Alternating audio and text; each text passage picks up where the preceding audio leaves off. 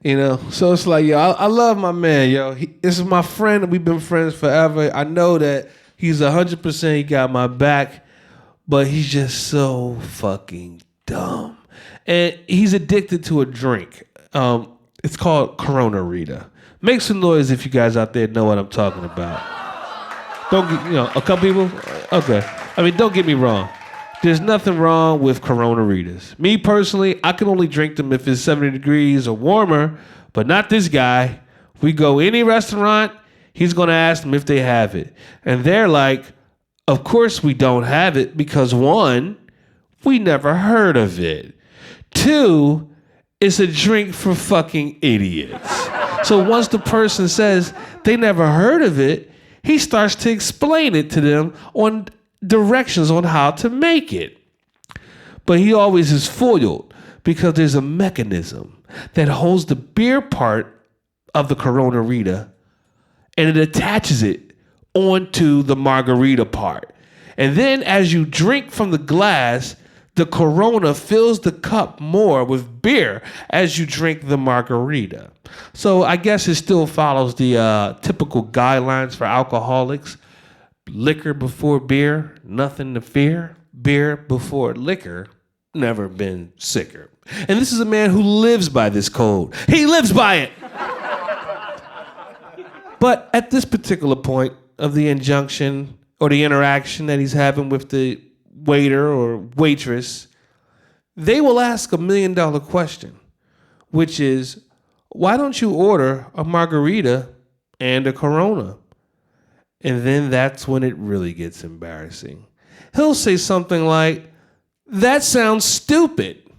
And then the waiter or waitress looks over at me and says, oh, that sounds stupid? You don't think only drinking Corona Ritas is stupid? And then I'm kind of forced to either sell my friend out, which I really want to do in almost every occasion, or fold and get his back. Because it's probably our second spot of the night. And at this point, I've probably had a Corona Rita myself. This motherfucker drinks so much, he make me drink. He drank so many Corona Ritas. His wife left him over it. She said, you either stop drinking Corona Ritas or I'm leaving you. And when I heard that, all I could tell him is, yo, man, your wife is a fucking bitch. And I hope he didn't take my advice on anything, but he did choose. He chose Corona Ritas. And that really just was an eye-opener for me. Because it made me think about her pussy and how trash it must be. It's like, does it work? Is it not working anymore? It's like, because she one of those old school Brooklyn crime TV show waitresses, and every time he's asking for sex, she's saying shit like, my pussy's out of commish, doc. I mean, the whole vibe is just off. But if her pussy is out of commish, or women out there with broken pussies, if your pussy is not working properly, it's no big deal now. It's no big deal. But back in the cowboy days, you would have been homeless, man. But now women can go to work. They can work in a workplace, own their own money, earn more than men, be better than men. They don't need men any longer. Women are taking over. And really, I don't see anything bad about it. I got to be quite clear on this.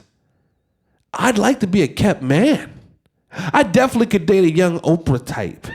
I could date an old Oprah type. I mean, the problem is every chick want to be Oprah or Beyonce, and they ain't even got Solange dance moves. And I'm like, yo, you should probably look at being like a dentist or something like that.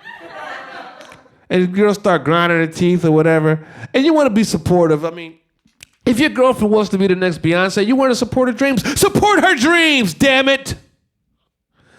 But you got to know when to tell her to put those applications in and when it's time to call it. Because there's nothing worse than an old-ass, leather-faced R&B reject hanging around your living room all drunk and shit. Ain't gonna lie, I produced some records I knew wasn't coming out for some good pussy. I did it, I ain't gonna lie. But the shit can get old quick, real quick. But support your woman's dreams, man. Support your woman's dreams, because one day you could be that kept man. You could be that Stedman. You could be, that girl could be Oprah. She could be the next Beyonce. I mean, statistically, it's not probable. I mean, if you're dealing with science, but I mean, I don't want to crush anyone's dreams out there. I want to support it.